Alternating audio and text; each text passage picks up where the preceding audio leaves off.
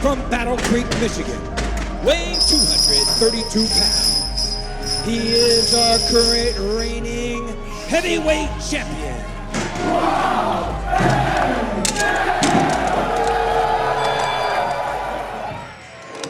Check out the RVD room.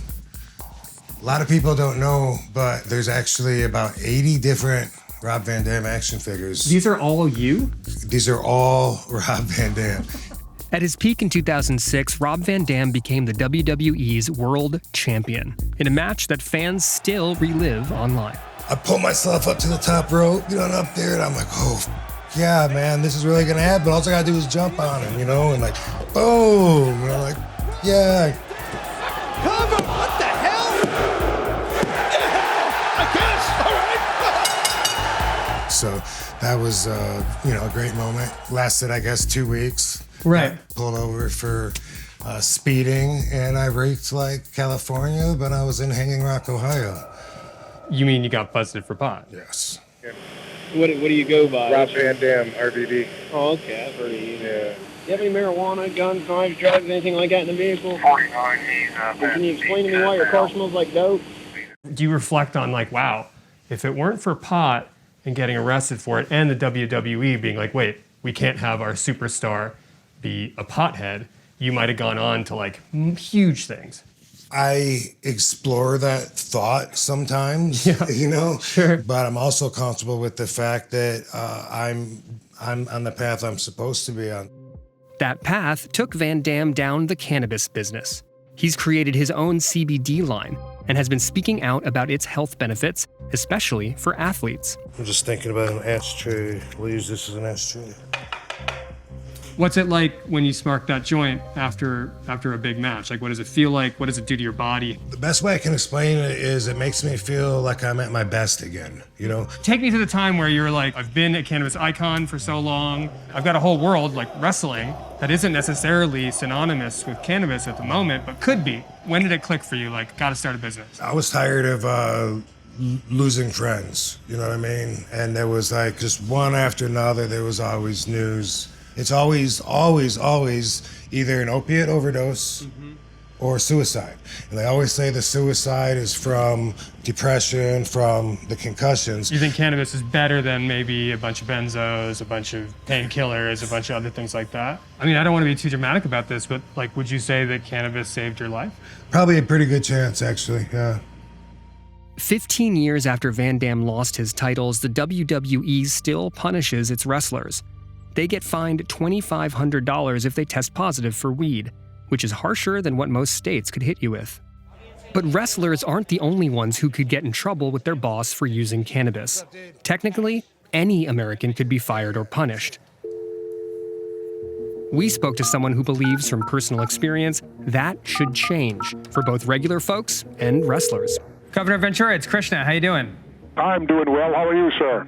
I'm doing great. Governor, you were a legendary professional wrestler and you ran a state. You were a governor and you wrote a book on cannabis. Tell me about your history with pot. Tell me about your history as an advocate and how that interfaced with your role as governor. I tried to legalize it in Minnesota, but I couldn't get anyone to carry the bill or couldn't get any support on it. I think that today, the people that ban cannabis ought to go to jail rather than the people that use it.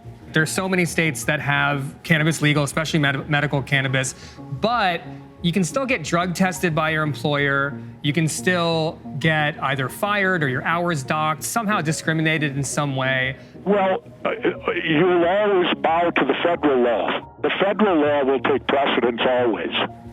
If the feds want to push it, cannabis is still illegal. I talked to Rob Van Dam. He was, punished. He lost the title because he got busted for pot.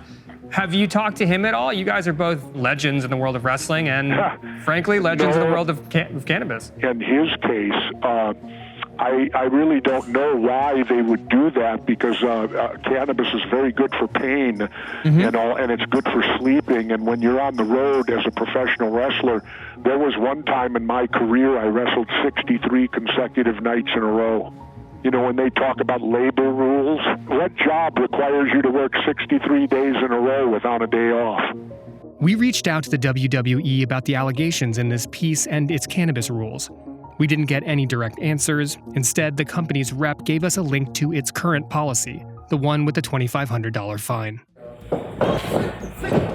You know, we're all here trying to make it, just trying to get to that next level and trying to get noticed. I would say that pot definitely helps me. When you think about the world of professional wrestling, like what's the top? What's the goal? Where are you trying to get? Oh man, the goal is WWE. Like that's the be all end all for me. That's, you know, what I grew up watching. You know, like I imagine myself in that ring one day.